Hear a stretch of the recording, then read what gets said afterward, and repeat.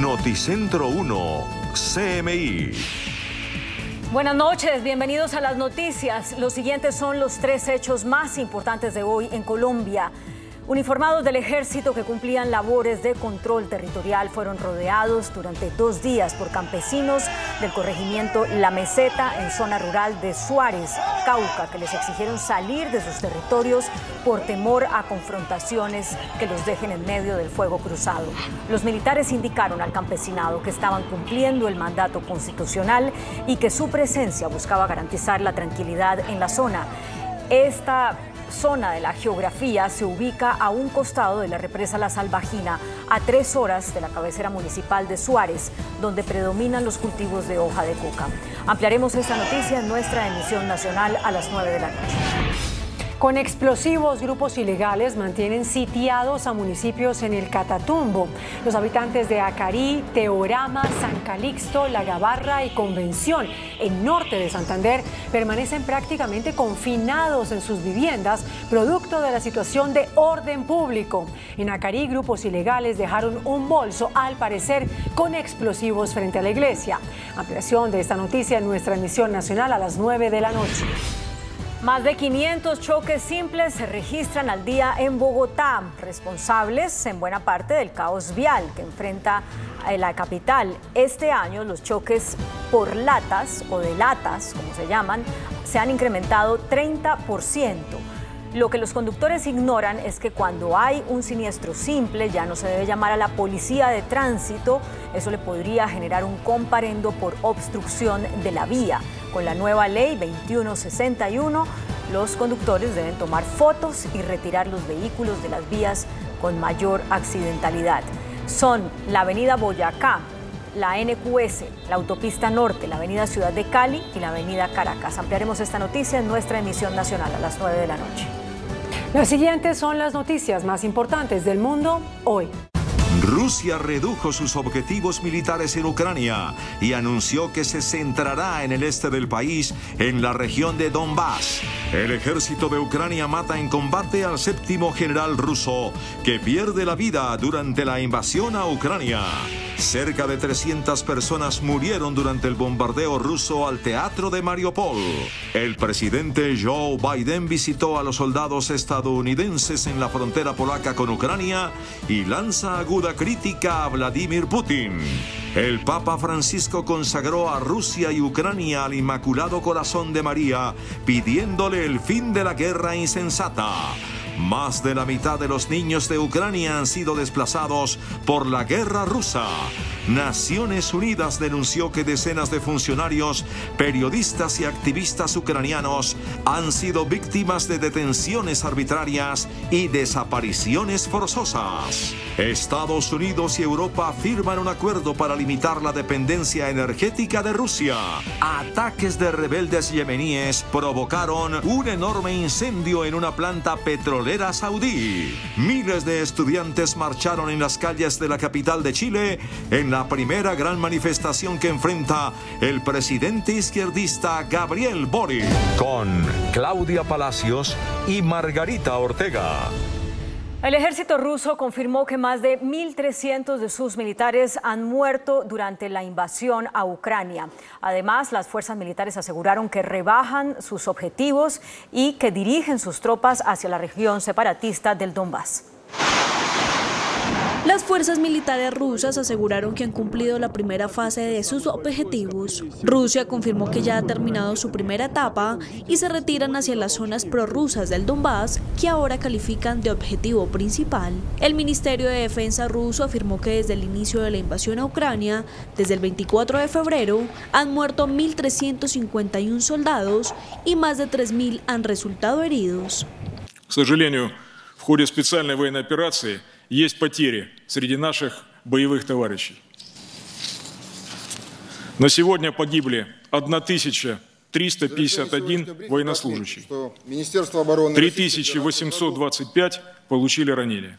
Asimismo, el jefe del Centro de Control de Defensa Nacional ruso dijo que más de 400.000 personas habían sido evacuados a Rusia desde el inicio de la operación militar. В условиях жесткого противостояния официальных властей Украины С начала проведения специальной военной операции из опасных районов Украины, Донецкой и Луганской народных республик в Россию эвакуированы 419 736 человек, из которых 88 373 ребенка. Rudskoy agregó que Rusia responderá en consecuencia si la OTAN instaura una zona de exclusión aérea en Ucrania, una petición reiterada por Kiev desde hace varias semanas. Sigue la ofensiva contra Ucrania. Rusia atacó nuevamente la ciudad de Kharkov, esta vez un centro médico donde resultaron 4 civiles muertos y destruyó un importante depósito de combustible a las afueras de Kiev. Continúan los fuertes ataques contra Ucrania. Al menos 4 civiles murieron y otras 3 resultaron heridas en medio de un bombardeo ruso contra un centro médico en Kharkov, en el este del país. La policía regional precisó que en las cercanías del establecimiento médico había un centro de ayuda humanitaria y que no hay instalaciones militares en las proximidades. A pesar de los constantes y fuertes bombardeos, miles de familias, por temor a los ataques y a la guerra, continúan pasando sus días bajo tierra en una estación de metro a gran profundidad. Ну, конечно, не лучше, чем дома, но жить можно потихоньку. Вы видите, у нас, можно сказать, хорошие условия в плане того, что хоть не на перроне, с ребенком в вагоне, еду дают, туалет как бы есть, потихонечку. Por su lado, el Ministerio de Defensa ruso manifestó que las Fuerzas Armadas destruyeron un importante depósito de combustibles a las afueras de Kiev en un ataque con misiles. El portavoz del ministerio, Igor Konachenkov, dijo que utilizaron misiles de crucero Kalif disparados desde el mar. Вечером 24 марта высокоточными крылатыми ракетами морского базирования «Калибр» нанесен удар по базе горючего в населенном пункте Калиновка под Киевом. Уничтожена крупнейшая из оставшихся у вооруженных сил Украины топливных баз, с которой осуществлялось снабжение горючим воинских частей в центральной части страны. Las autoridades ucranianas ratificaron el ataque y manifestaron que los rusos lanzaron un total de 6 misiles de crucero. Algunos de ellos fueron alcanzados por la defensa aérea. El resto impactó en varias estructuras, causando importantes destrozos.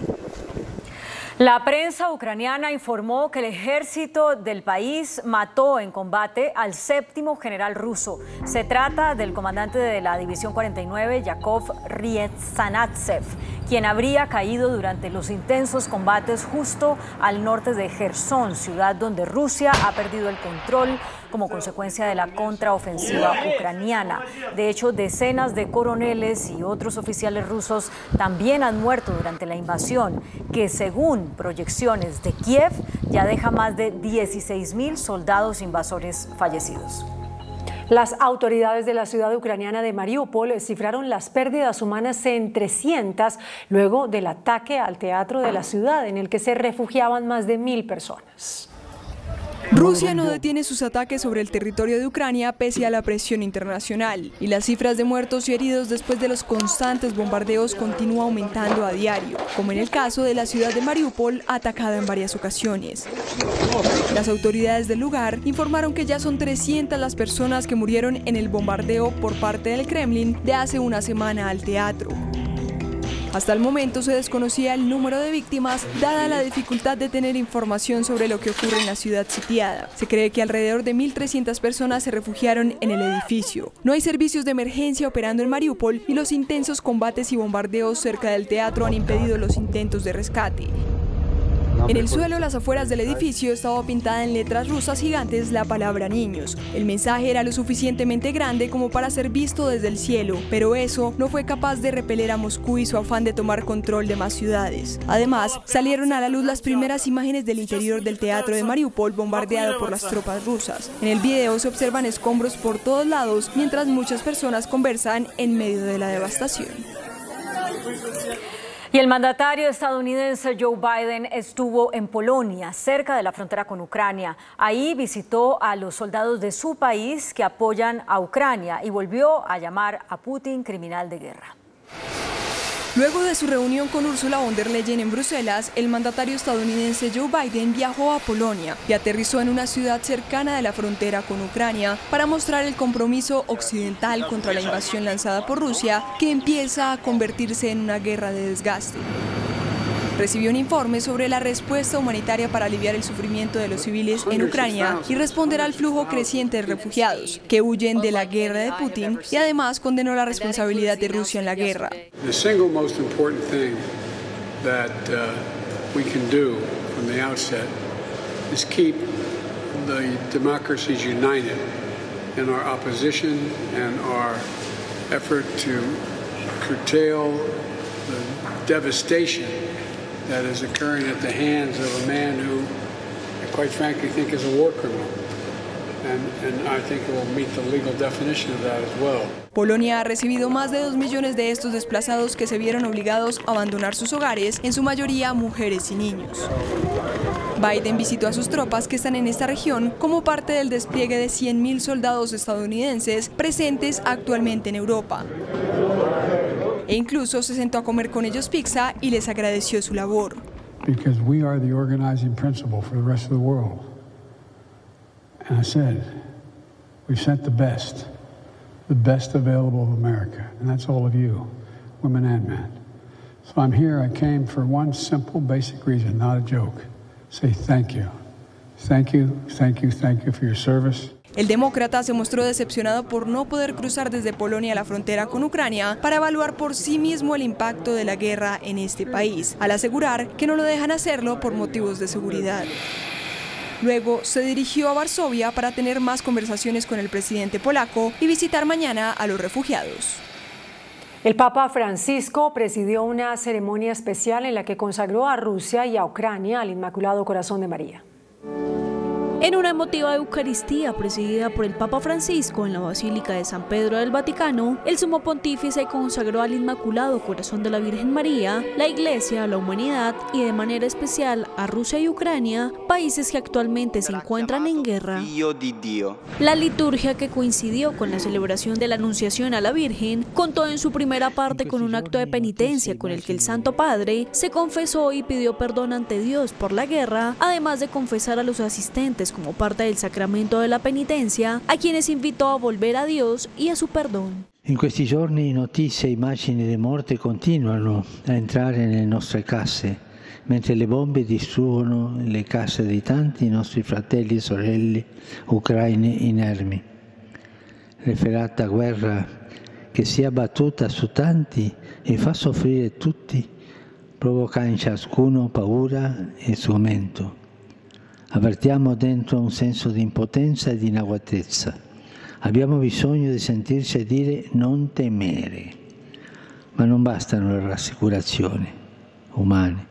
Occorre la presenza di Dio, la certezza del perdono divino, il solo che cancella il male, disinnesca il rancore, restituisce la pace al cuore. El Sumo Pontífice deseó de manera solemne llevar todo lo que se está experimentando en este momento al Corazón Inmaculado de María. Desidero solennemente portare al cuore immacolato di Maria tutto ciò che stiamo vivendo, rinnovare a lei la consacrazione della Chiesa e dell'umanità intera e consacrare a lei in modo particolare il popolo ucraino e il popolo russo, che con affetto filiale la venerano come madre.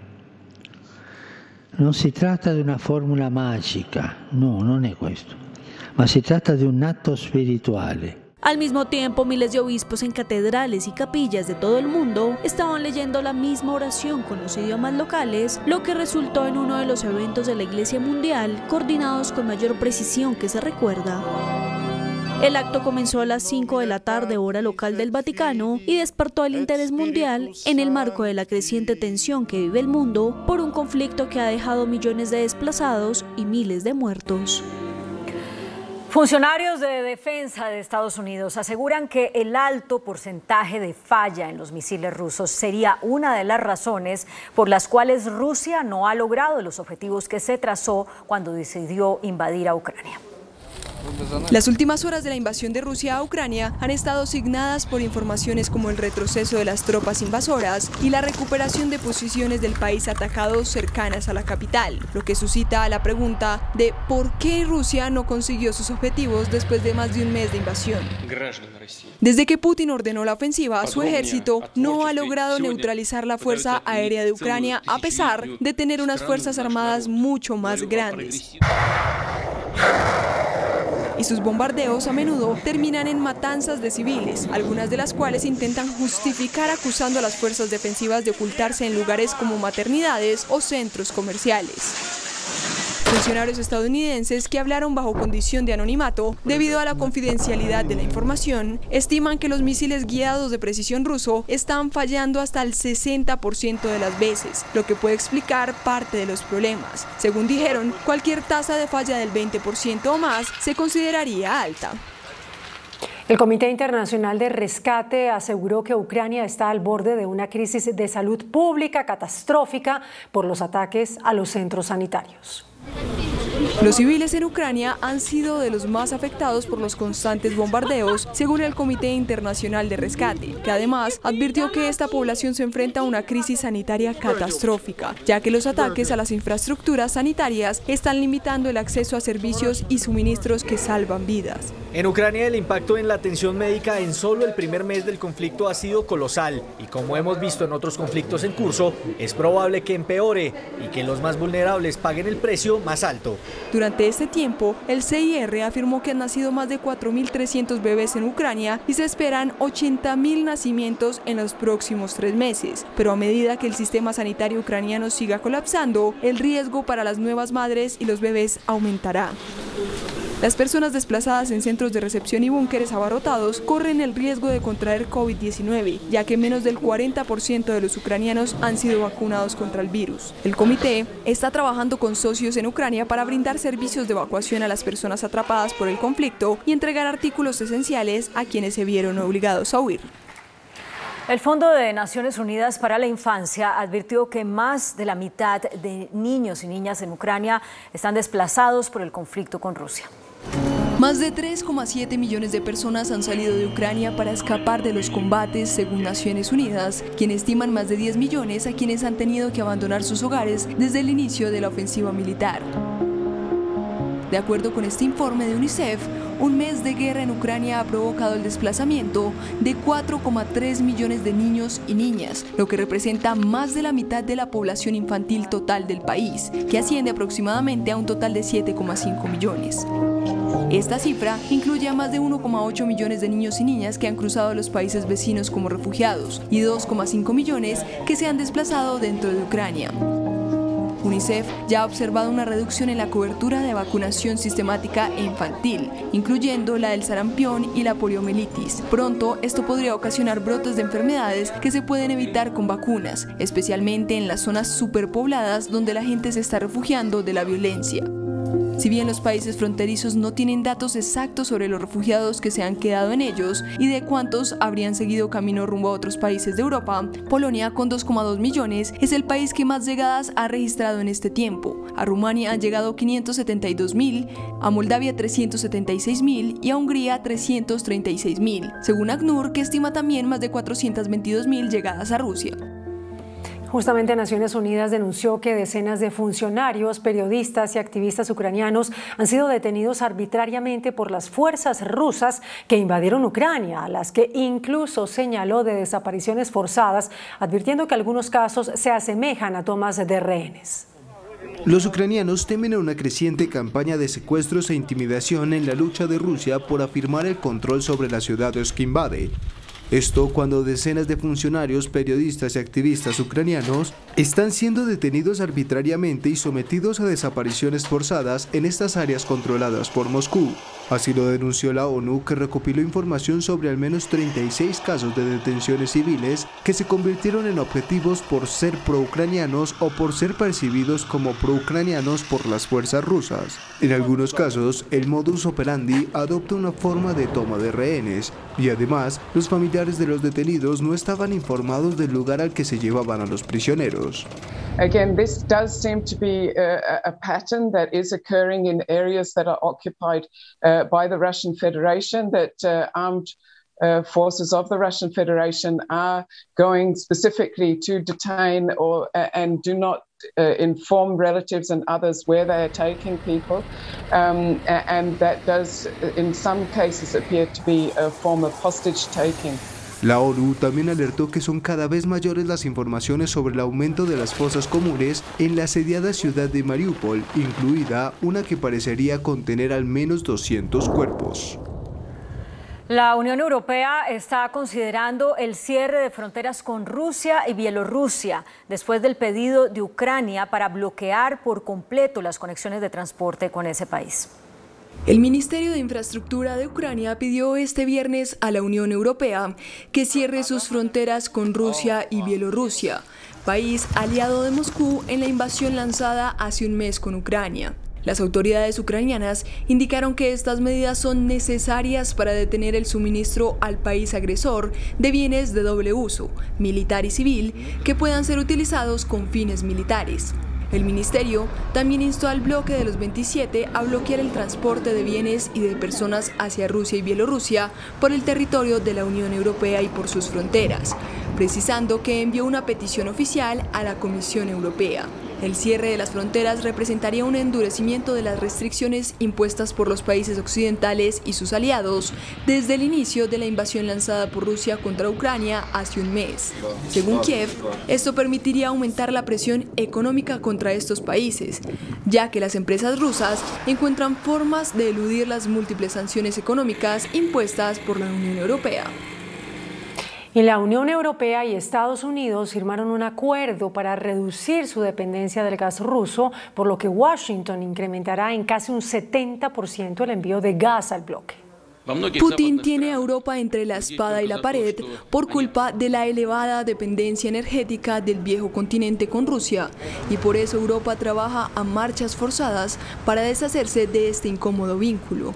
En esta dirección camina el acuerdo que han anunciado este viernes en Bruselas el presidente de Estados Unidos Joe Biden y la presidenta de la Comisión Europea Ursula von der Leyen. Washington se ha comprometido a dar un salto de grandes proporciones en sus envíos de gas natural licuado a la Unión Europea para acelerar el cierre del grifo ruso. The United States and the European Union are going to work together to take concrete measures to reduce dependence on natural gas, period. And to maximize the availability and use of renewable energy. El gobierno estadounidense y el Ejecutivo comunitario han llegado a un acuerdo para incrementar en 15.000 millones de metros cúbicos el suministro anual de este combustible hacia los socios comunitarios. El salto supone un 68% más en relación con 2021. So we want as Europeans to diversify away from Russia towards suppliers that we trust, that are friends and that are reliable. And therefore, the US commitment to provide the European Union with additional at least 15 billion cubic meters of LNG this year is a big step in this direction, because this will replace the LNG supply we currently receive from Russia. Todo el gas que se suma este año no vendrá de Estados Unidos, sino que lo que hará la Casa Blanca es ayudar a garantizar que llegue esta cantidad, tanto desde Estados Unidos como desde otros países que forman parte de la coalición occidental que está haciendo frente a Putin. Rebeldes yemeníes bombardearon una petrolera de Arabia Saudita. El incendio afectó los ensayos previos al Gran Premio de Fórmula 1. De acuerdo con numerosas imágenes difundidas en redes sociales, en Jeddah, la segunda mayor de Arabia Saudí, donde este viernes tenían lugar los entrenamientos libres del Gran Premio de Arabia Saudí de Fórmula 1, un gran incendio se desató en unas instalaciones de la petrolera Aramco, luego de la caída de un misil. Los rebeldes hutíes de Yemen se responsabilizaron del ataque contra la petrolera estatal saudí en esa localidad. نفذت القوات المسلحة اليمنية بعون الله تعالى عملية كسر الحصار الثالثة وذلك بدفعات من الصواريخ البالستية والمجنحة وسلاح الجو المسير. Esta agresión formó parte de una oleada de ataques con misiles y drones lanzados a lo largo del día y que fueron dirigidos también contra otras dos refinerías y objetivos importantes y vitales. Miles de estudiantes marcharon por las calles de la capital de Chile exigiendo mayores ayudas estatales para alimentación. Esta es la primera gran manifestación organizada desde que asumió el presidente Gabriel Boric. Durante la jornada, un joven de 19 años fue herido por un policía y encapuchados provocaron algunos episodios de violencia. Cuando cumple apenas 2 semanas en el gobierno de Chile, el mandatario izquierdista Gabriel Boric ya tuvo que enfrentarse a su primera gran protesta. Esta vez, miles de estudiantes marcharon en las calles de la capital chilena exigiendo mayores ayudas estatales para alimentación. No alcanza con 1.600 para vivir como estudiantes y aparte tenemos que pagar arriendo. Hay muchos que vivimos solos, me incluyo. Hay unos que nos quitaron la gratuidad. A mí, por ejemplo, yo ya no tengo gratuidad. ¿Cómo voy a pagar la universidad? Y aparte para comer. Ningún estudiante come con 1.600, ni siquiera para el desayuno. Los manifestantes fueron recibidos por el ministro de Educación, que escuchó sus exigencias, que se han convertido en la primera gran prueba para el presidente Boric, que inició su carrera política hace una década como líder de movilizaciones estudiantiles.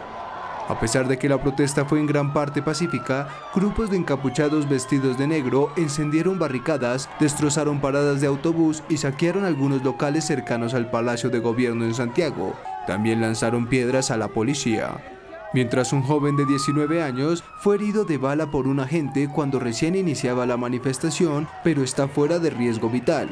El oficial asegura que trató de defenderse cuando, junto a otros compañeros que desviaban el tránsito para agilizar el paso de la marcha, fueron atacados por un grupo de desconocidos. Las autoridades ya abrieron una investigación.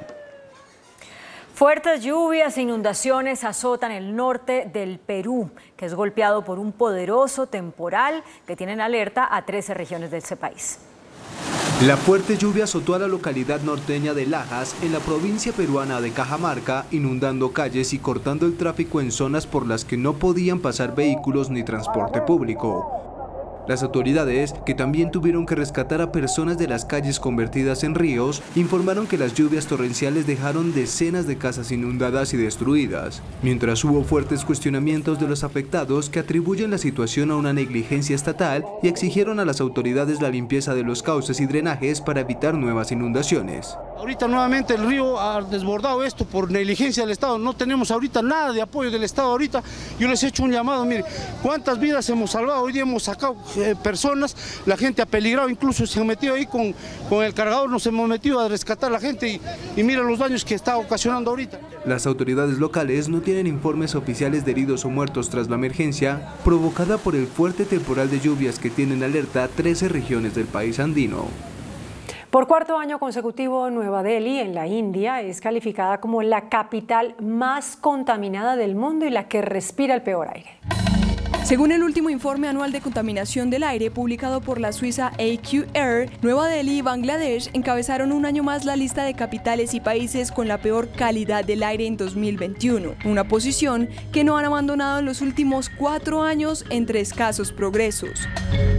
El problema del país y la capital más contaminados no parece tener solución a corto plazo, con recientes progresos motivados por las restricciones de la pandemia en lugar de ser por serias políticas medioambientales. Los ciudadanos de Nueva Delhi respiraron en 2021 el peor aire del mundo, tras registrar una media de 85 microgramos por metro cúbico de partículas PM2.5, las más dañinas para la salud humana. Antes del estallido de la crisis del COVID-19, dichos registros fueron muy superiores, ascendiendo en 2018 a 113,5 y en 2019 a 98,6. El DANE reveló hoy que más de 150.000 personas han muerto de COVID-19 en Colombia en los 2 años que lleva de declarada la pandemia. Para hablar de este y otros importantes hallazgos, hemos invitado al director del DANE a Entrevistas Canal 1. Señor director Juan Daniel Oviedo, buenas noches. Buenas noches, Claudia. Un saludo muy especial desde Cali y muy contento de acompañarnos el día de hoy. Muchas gracias por acompañarnos justo antes de abordar un vuelo. Veo que ustedes dicen que en esas 150.000 muertes hay 138.000 confirmadas y casi 13.000 sospechosas. ¿Cómo se establece que alguna de esas es sospechosa y no confirmada? Bueno, Claudia, en realidad la Organización Mundial de la Salud y la Organización Panamericana de la Salud establecieron unos lineamientos para poder categorizar las muertes asociadas con el coronavirus que generan la enfermedad COVID-19. cuando la muerte tiene una prueba PCR o una prueba de antígenos que soporte que la enfermedad COVID-19 estuvo presente y determinó la defunción de la persona. Esta defunción se considera como confirmada por COVID-19.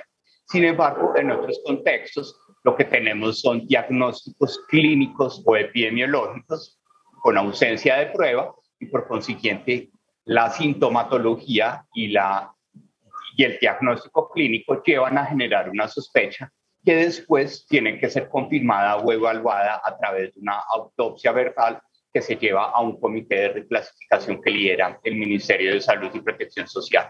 Por eso es que de esas 150.000 muertes, pues nosotros estamos estableciendo que aproximadamente 138.000 se encuentran asociadas con una confirmación definitiva asociada a la enfermedad COVID-19 y las otras todavía tienen un título de sospecha. Todo esto en el periodo comprendido entre el 16 de marzo de 2020 y el 6 de marzo de 2022. Le entiendo. En todo caso, la Organización Mundial de la Salud dijo recientemente que la cifra mundial de muertes por COVID sería 2 a 3 veces superior a la que se ha dicho, que es 3.400.000 muertes en el mundo. Supondríamos que esto proporcionalmente también aplica para Colombia. En ese total que ustedes están calculando de muertes de estos 2 años, ¿están contemplando eso que dice la OMS o multiplicamos esa cifra que ustedes acaban de dar por 2 o 3?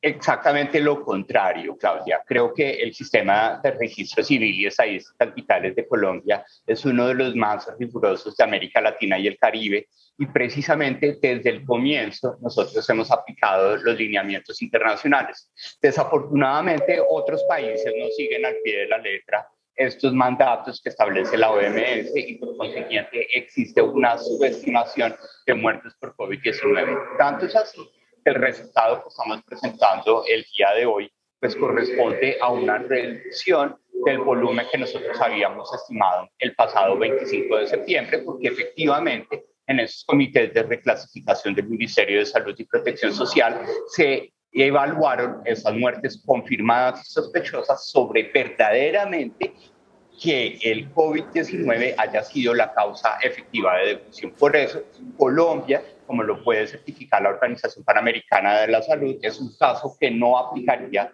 a esa necesidad de multiplicar por 2 o por 3 las muertes por COVID-19.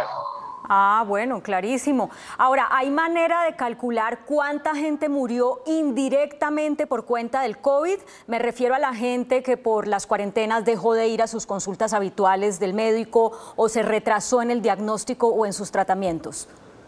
Bueno, uno de los elementos que nosotros presentamos el día de hoy en ese boletín de estadísticas vitales para 2021-2020, en definitivo, es que precisamente la concentración del sistema de salud en el año 2020 llevó a que la primera causa de muerte históricamente en el país, que son las enfermedades isquémicas del corazón, al no ser trazadas efectivamente durante el año 2020, estamos viendo una sobremortalidad por enfermedades isquémicas del corazón.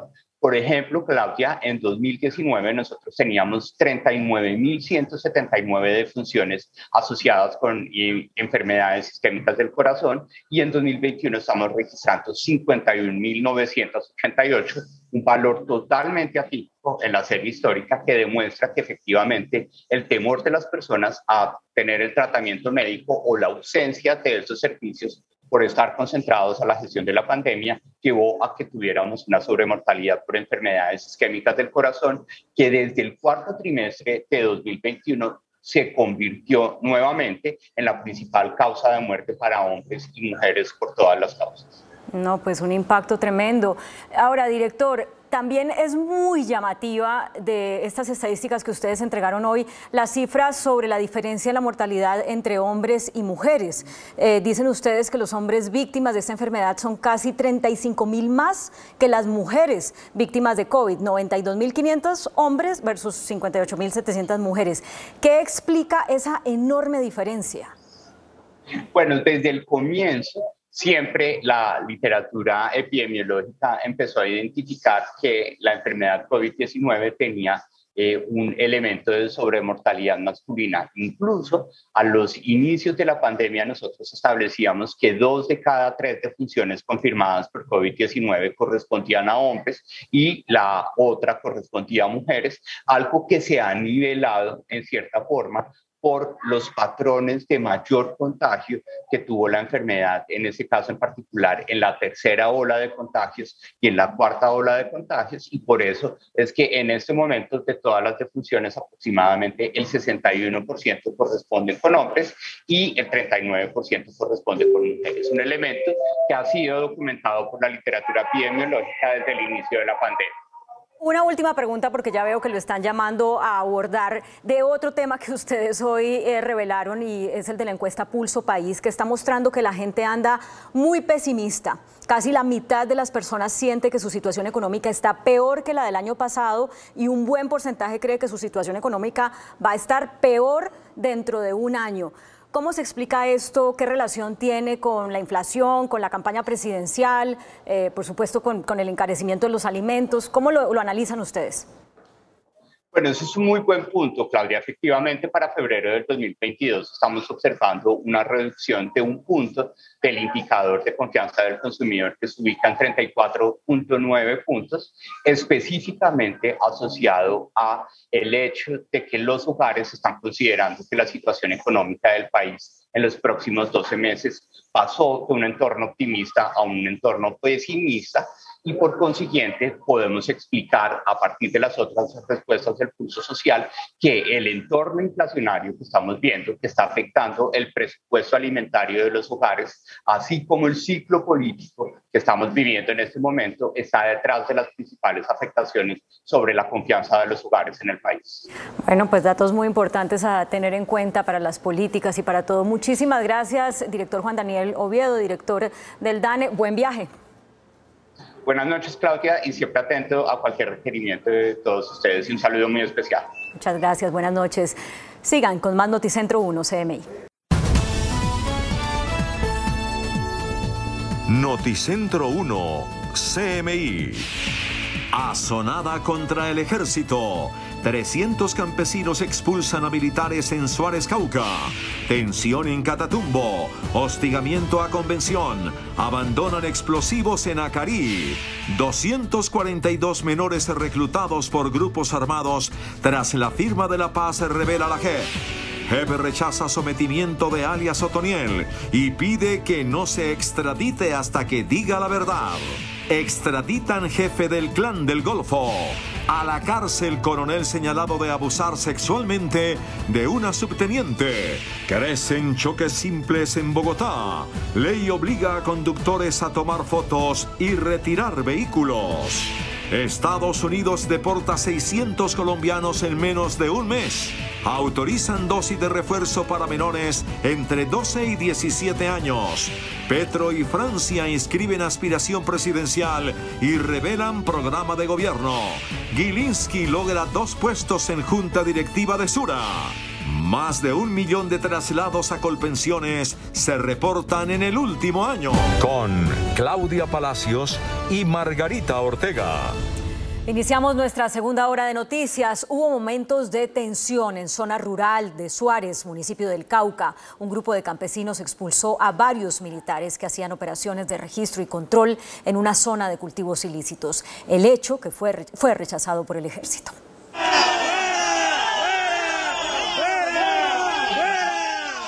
Uniformados del ejército que cumplían labores de control territorial fueron rodeados durante 2 días por campesinos del corregimiento La Meseta, zona rural de Suárez, que les exigieron salir de sus territorios por temor a confrontaciones que los dejen en medio del fuego cruzado.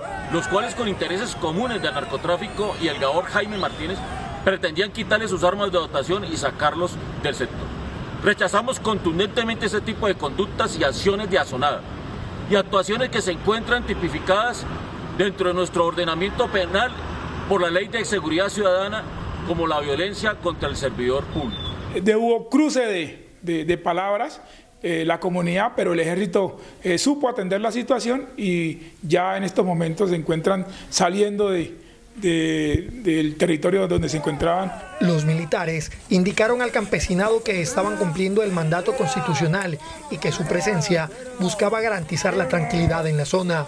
El gobierno departamental rechaza estas acciones e invita a la concertación y a la buena comunicación.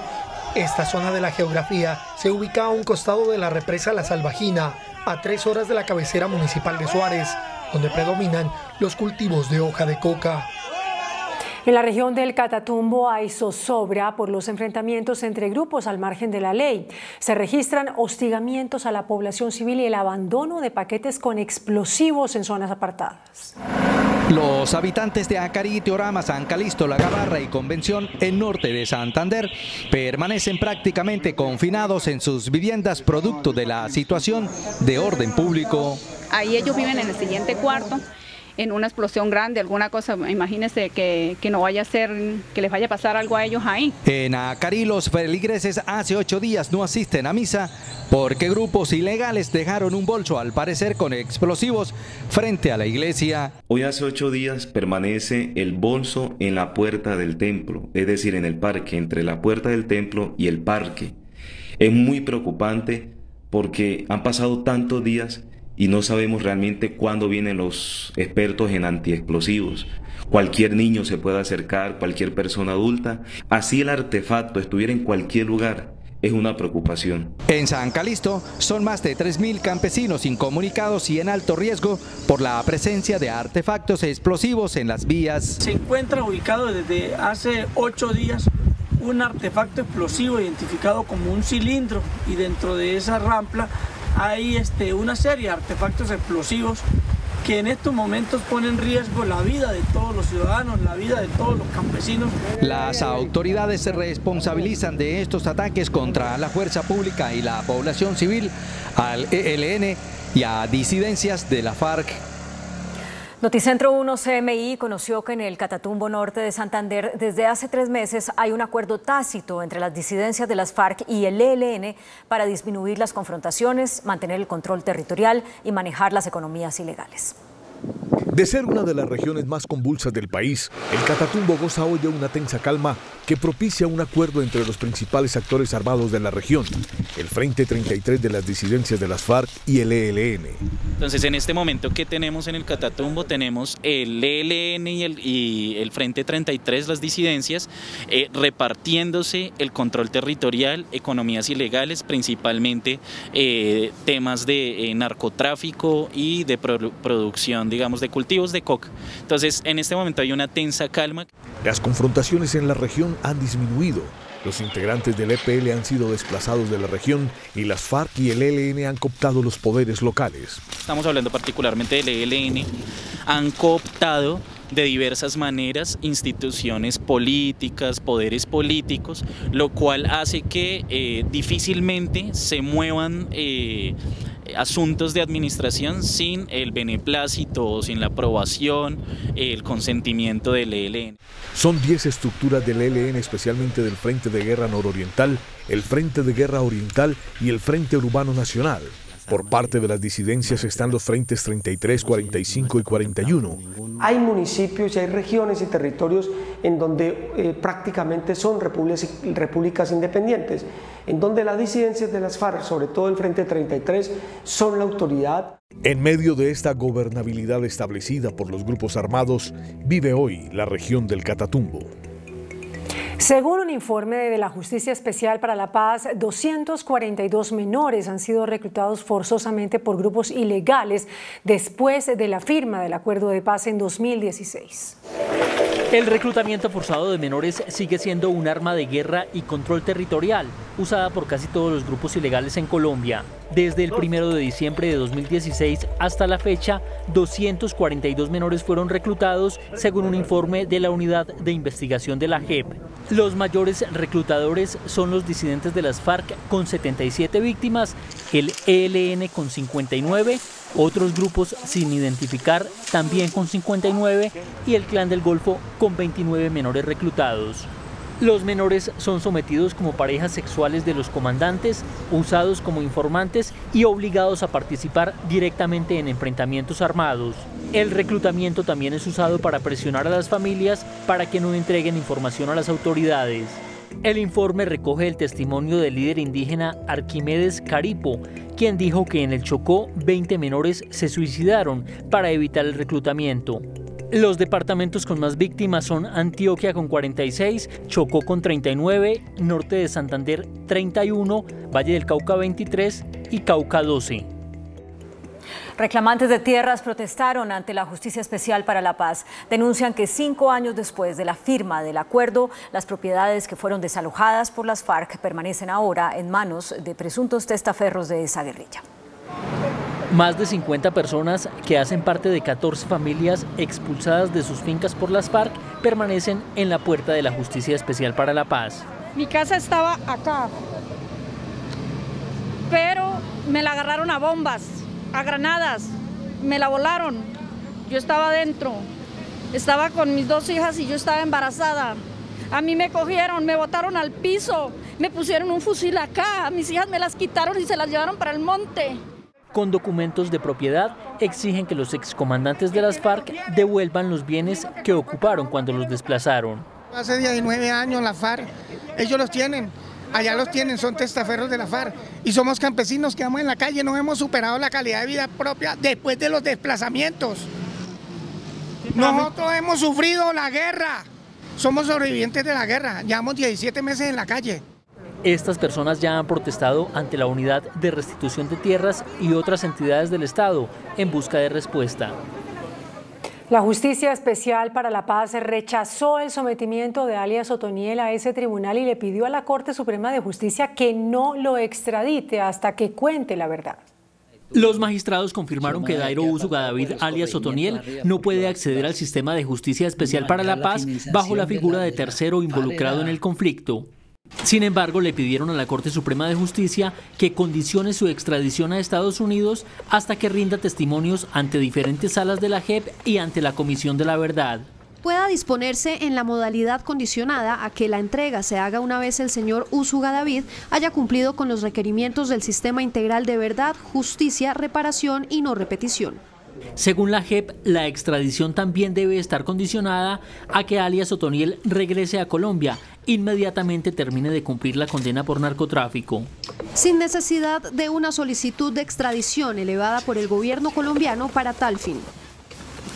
Carlos Antonio Moreno, alias Nicolás, otro cabecilla del Clan del Golfo, fue extraditado en las últimas horas a Estados Unidos.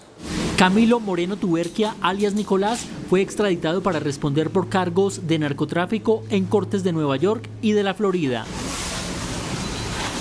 Es procesado por el envío de 80 toneladas de cocaína desde Colombia.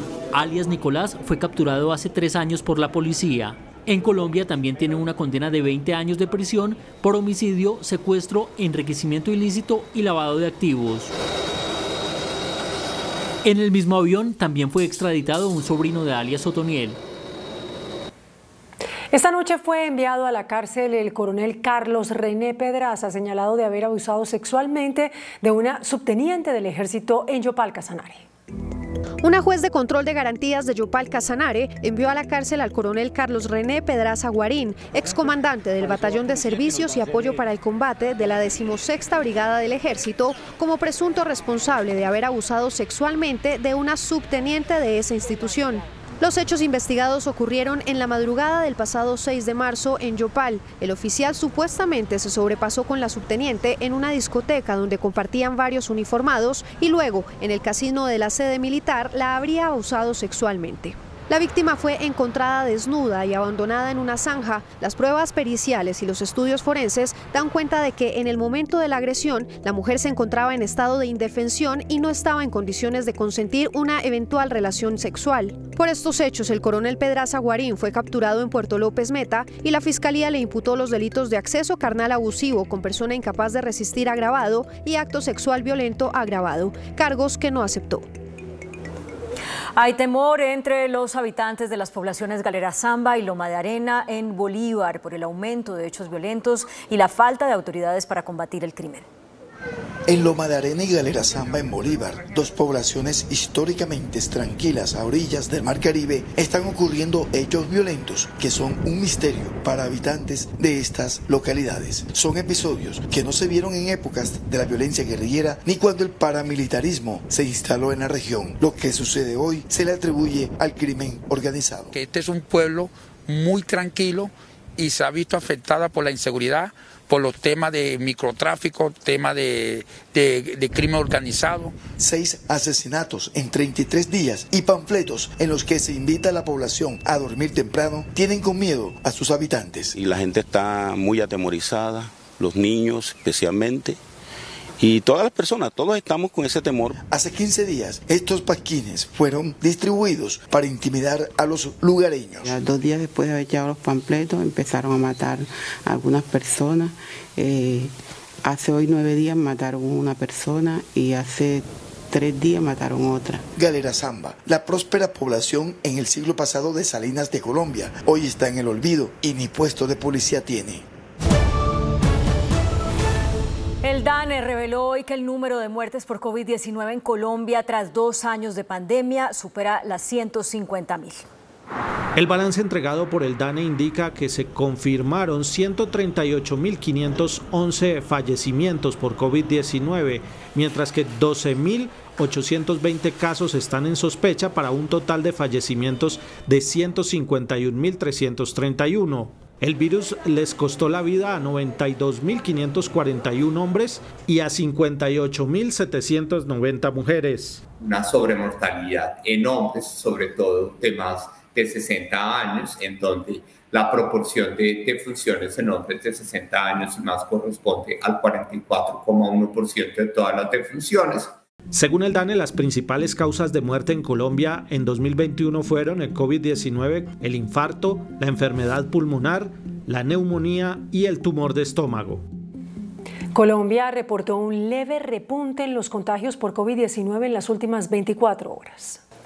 Suben los contagios y bajan las muertes por COVID-19 en Colombia. Este viernes el Ministerio de Salud confirmó que otras 366 personas se infectaron de coronavirus. Se procesaron 24.908 pruebas en los laboratorios del país. Casos activos bajaron a 4.502. Las muertes reportadas en las últimas 24 horas, otras 13.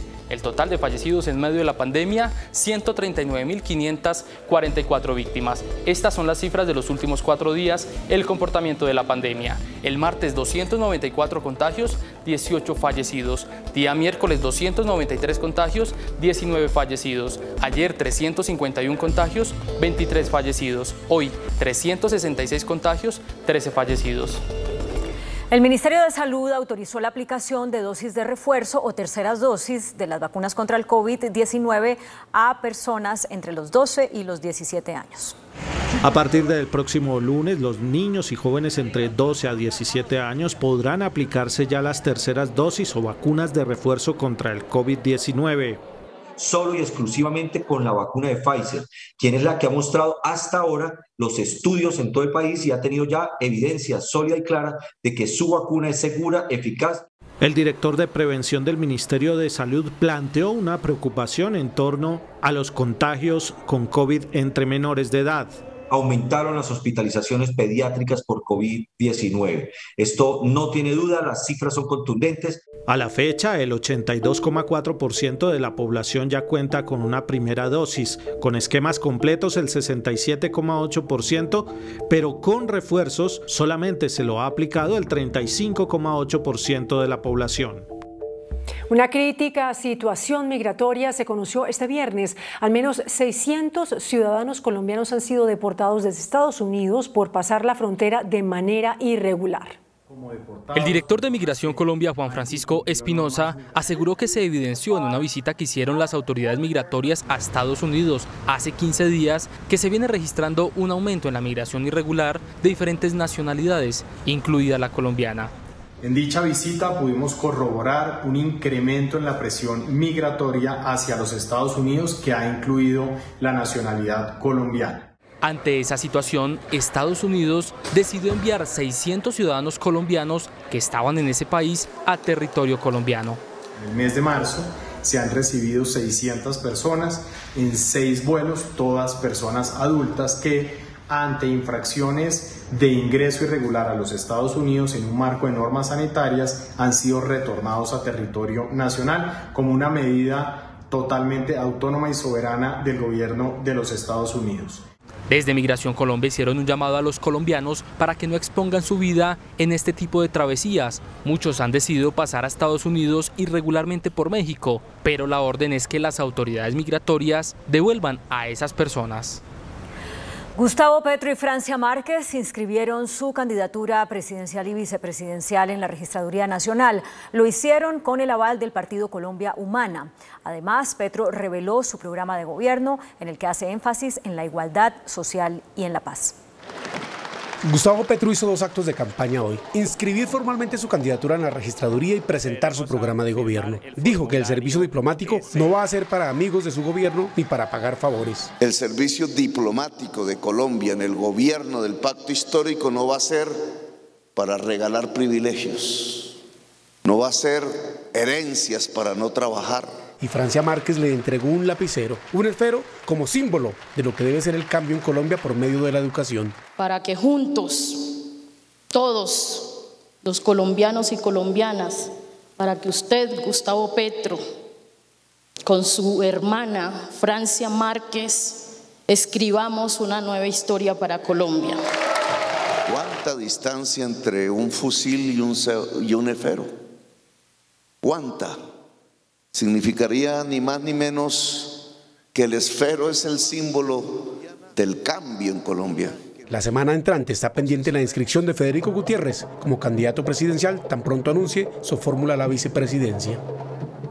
Durante la cumbre de habilidades de la Organización para la Cooperación y el Desarrollo realizada en Cartagena, se conocieron varias propuestas de este organismo para mejorar la competitividad del país.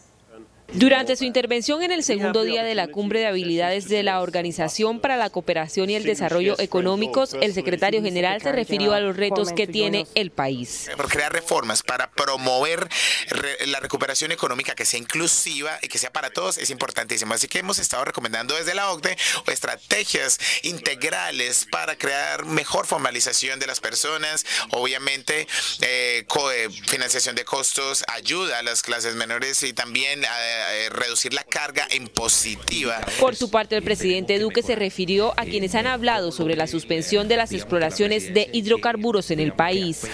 Esas voces que dicen que hay que acabar con el sector de hidrocarburos realmente están haciendo afirmaciones no solamente temerarias, sino peligrosas que afectan al pueblo colombiano.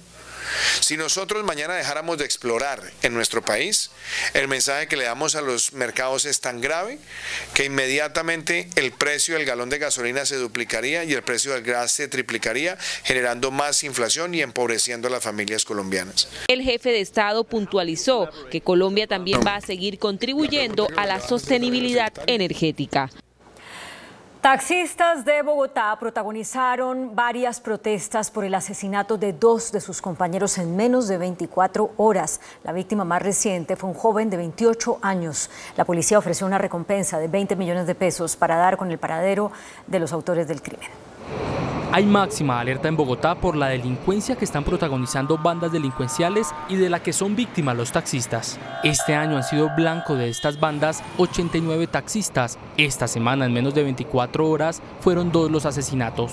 La víctima más reciente fue identificada como John Freddy Quiseno. 2 personas habrían realizado el atraco, el hurto hacia este taxista, y en medio pues, de ese intento de hurto pues, se produce que la persona es impactada por arma de fuego y desafortunadamente pierde en el lugar la vida. Taxistas han protagonizado plantones y manifestaciones pacíficas con el fin de rechazar estos actos violentos y exigiendo mayor seguridad para ellos. Cualquier persona puede pedir un servicio de taxi, no tenemos seguridad para nada. Mira lo que pasó con John Freddy. La policía está ofreciendo una recompensa de 20 millones de pesos para las personas que nos den información conducente al esclarecimiento de este lamentable hecho. Cada vez más violentos los delincuentes, les roban su producido y elementos tecnológicos. Más de 200 choques simples al día colapsan la movilidad en Bogotá. La ley 2161, desconocida por muchos, obliga a los conductores a tomar fotos y retirar los vehículos de la vía sin llamar a la autoridad de tránsito. Este es el pan de cada día de los bogotanos. Buena parte del caos vial que vive la ciudad obedece, además de las obras y el incremento en el parque automotor, a los más de 200 choques simples que se presentan al día. Este año los choques de latas han incrementado en 30%, mientras entre enero y marzo del 2021 se registraron 12.606 casos. Este año la cifra ya supera los 17.000. La Secretaría de Movilidad, ponemos los agentes, estamos trabajando en la sincronización de semáforos, estamos ayudando a que el tráfico fluya de la mejor forma, pero por supuesto el llamado a todos los bogotanos es que nos ayuden también con este tema en específico. Lo que los conductores ignoran es que cuando hay un choque simple ya no se debe llamar a la policía de tránsito. Eso le puede generar un comparendo por obstrucción de la vía. Con la nueva ley 2161 cambia el procedimiento. Precisamente las personas no tengan que esperar al tránsito con el fin de mover sus vehículos cuando hay un choque simple. Simplemente tienen que tomar las fotos, los respectivos videos y con esta información enviarla al seguro y ya pueden levantar el choque simple. Eso nos ayuda a todos a tener una mejor movilidad. Las vías con mayor accidentalidad son la avenida Boyacá, la NQS, la autopista norte, la avenida Ciudad de Cali y la Caracas. Los drones que se habían contratado en la administración de Enrique Peñalosa para reducir el tiempo de respuesta de los choques simples ya no están en servicio. Las autoridades en Bogotá buscan a un conductor borracho que embistió a un carro en la localidad de Kennedy y que en la huida atropelló al propietario del vehículo que le reclamó por el accidente. Eran las 4:40 de la mañana cuando el conductor, en aparente estado de embriaguez, embiste a este vehículo y lo arrastra varios metros. Me estaba disponiendo para ingresar a mi casa cuando sucedió todo esto. Entonces el conductor totalmente ebrio, borracho, no podía sostenerse. Como si fuera poco, el conductor borracho se da la fuga, atropellando a Nelson Capera, propietario del vehículo estrellado. ¿Qué va a hacer? ¿Qué va a hacer? ¡Hola, desgraciado! La intención de él fue mandarme el carro directamente y pues cuando ya me percaté estaba en el piso dando vueltas. Actualmente tengo 7 días de incapacidad. El conductor irresponsable aparece con varias multas de tránsito y al parecer tenía alquilado este vehículo para trabajar en una plataforma. Hay alerta entre las autoridades por el regreso del llamado secuestro express. Preocupa que los jóvenes estudiantes son las principales víctimas de las bandas delincuenciales. El secuestro express es una de las modalidades más comunes que se está presentando en Colombia. En las últimas horas se conoció la historia de un joven universitario quien fue sometido a cruentos tratos por parte de sujetos que protagonizaron su secuestro. Me demoré que ya me van a montar a un taxi, por favor. La víctima asistió a una cita que se había puesto con una mujer a quien conoció por internet. Una vez en el lugar acordado, el joven fue abordado por 12 sujetos, quienes lo intimidaron llevándoselo a un hotel donde lo amordazaron y lo sometieron a todo tipo de maltratos físicos y psicológicos. Por la liberación del estudiante pedían una millonaria suma de dinero. Ante la denuncia oportuna ante el Gaula de la policía, se le puso cita a los delincuentes, quienes fueron capturados mientras el papá de la víctima pagaba la extorsión. Los comerciantes del Jamming Festival protestaron en Casa Babilón, en la localidad de Chapinero, en Bogotá, el lugar donde fueron vendidas las boletas para el frustrado evento. Con lluvia de comida, rechazaron la cancelación a última hora del festival. Panes, sándwiches y varios platos descompuestos fueron arrojados a la fachada y al techo del establecimiento. Cientos de comerciantes que hicieron millonarias inversiones se quebraron y quedaron con toneladas de comida lista para la venta. En la Asamblea General del Grupo Sura, celebrada en Medellín hoy, los Gilinski lograron quedarse con 2 cupos en la junta directiva de la compañía. Las propuestas para elegir la nueva junta directiva del Grupo Sura durante la Asamblea de Accionistas en Medellín estuvieron divididas entre los Gilinski y el GEA. Luego de un escrutinio de casi 450 millones de acciones que votaron, la junta directiva del Grupo Sura quedó conformada por los patrimoniales Jorge Mario Velázquez, Alejandro Piedrahita, Carlos Ignacio Gallego y Gabriel Gilinski del Grupo Gilinski. También por los independientes José Luis Suárez de los Gilinski, Jaime Bermúdez Merizalde y María Carolina Uribe Arango. Es decir, el GEA quedó con 5 integrantes y los Gilinski lograron entrar con 2, igual a lo ocurrido en el Grupo Nutresa. Nosotros estamos aquí para apoyar la compañía, para apoyar a Sura. No hubiera hecho una inversión de la magnitud que hicimos si no tuviéramos confianza en que es una gran empresa.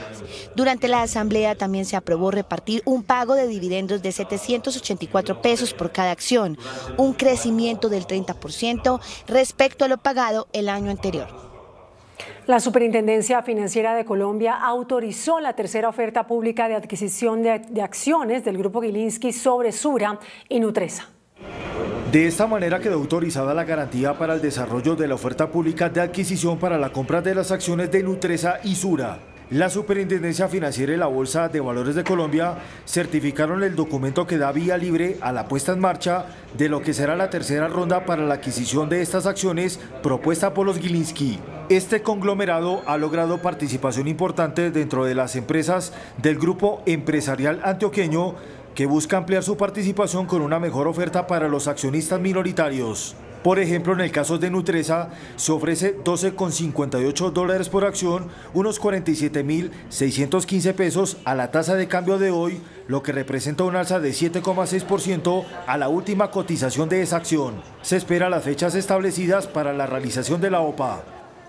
La encuesta Pulso Social del DANE reveló una caída en la confianza de los consumidores y un alto pesimismo sobre su futuro económico. La encuesta Pulso Social del DANE se realiza en las 23 principales ciudades del país y consulta a los jefes de hogar. En ella se refleja una caída en la confianza de los consumidores, que en diciembre estaba en 39,3 puntos, en enero bajó a 35,9 y en febrero a 34,9. El DANE pregunta cómo considera su situación económica con respecto a la de hace un año. Peor o mucho peor, 49%, igual 38,9% y solo 10,9% respondió que mejor. A la pregunta ¿cómo cree usted que será su situación dentro de 12 meses? Peor o mucho peor, 28%, igual 38,4% y mejor 29,4%. El presidente de Asobancaria, Hernando José Gómez, anunció más disponibilidad de crédito y reveló un buen comportamiento de los deudores pese a la pandemia. Pese a los choques externos, el sistema financiero logra mantener una solidez y la liquidez necesaria para el desembolso de los recursos. Parte de ello se ha respaldado a empresas y hogares colombianos durante la pandemia con más de 600 millones de créditos. La cartera del sector de los hogares está incluso en este momento en niveles mejores que los de la prepandemia. Entonces los índices de mora han caído y en este momento están en niveles del orden del 5,4%, entonces esto viene mejorando de manera sensible. Colombia mantiene buena cultura de pago y el endeudamiento es controlado, el cual llega a un 31% por debajo del promedio latinoamericano. Estamos logrando profundizar mucho más el alcance del crédito formal para los hogares y las personas colombianas. Vivienda con 84,3 billones de pesos y en consumo con 180,9 billones de pesos. El presidente de Colpensiones, Juan Miguel Villa, reveló que más de 1 millón de afiliados de los fondos privados se han trasladado al sistema público de pensiones. Durante una rendición de cuentas virtual, el presidente de Colpensiones, Juan Miguel Villa, reveló que mientras en 2019 se habían trasladado 927.845 afiliados del sistema privado al régimen público de pensiones, en 2020 la cifra subió a 992.226 y en el año 21 a 1.118.338 trasladados. En caso de fallecimiento, los afiliados, sus sobrevivientes no quedan desamparados, no quedan, pues claro, la muerte de quien produce ingresos en la familia pues puede significar la diferencia entre ser o no, estar en condición de pobreza o no. Aquí estamos con esa pensión de sobrevivencia. Mientras en Colpensiones se han jubilado 1.496.468 personas, en los fondos privados lo han hecho 240.824. El gobierno y el sector privado estudian medidas para garantizar el abastecimiento de fertilizantes en lo que resta del año. En una reunión del ministro de Agricultura, Rodolfo Sea, y el presidente de la Sociedad de Agricultores de Colombia, Jorge Enrique Bedoya, se estudiaron mecanismos para garantizar el suministro de insumos para la producción de bienes agrícolas. El objetivo es garantizar la seguridad alimentaria del país. El viceministro de Energía, Miguel Lotero, anunció la aprobación de recursos de regalías para el desarrollo de proyectos regionales. A través del organismo colegiado administrativo de decisión se aprobaron recursos por regalías por más de 210.000 millones de pesos, los cuales serán para proyectos regionales. Estos proyectos mejoran la calidad de vida con un mejor servicio de energía eléctrica, mejoran la reactivación económica que ya viene en proceso en las regiones de Colombia y por supuesto promueve el turismo que transita por las carreteras de nuestros departamentos. Las inversiones se destinarán en varios sectores, que van a beneficiar a los sectores de minas y energía y a los sectores de transporte en las regiones de nuestro país.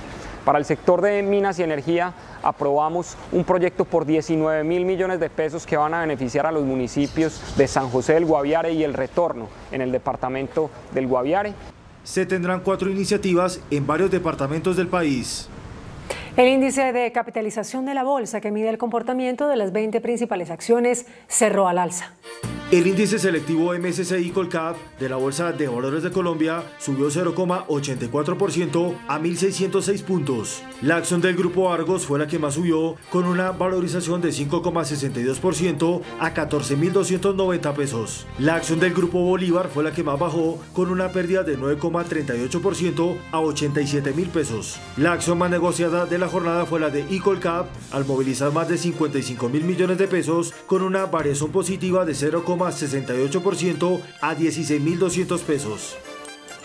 El dólar cerró a la baja. Indicadores económicos en Noticentro 1 CM. La tasa representativa del mercado que regirá hasta el próximo lunes será de 3.785 pesos con 66 centavos. Los profesionales del cambio compran la divisa en promedio entre 1.780 pesos y la venden entre 1.830 pesos. Un euro cuesta 4.167 pesos con 50 centavos. La libra de café en Nueva York se cotizó a $2 con 21 centavos. El azúcar se transó en 19,64 centavos de dólar la libra. El barril de petróleo WTI se cotizó en $112 con 58 centavos. La referencia Brent para Colombia se cotizó en $119 con 24 centavos. Una acción de Ecopetrol cuesta 3.590 pesos.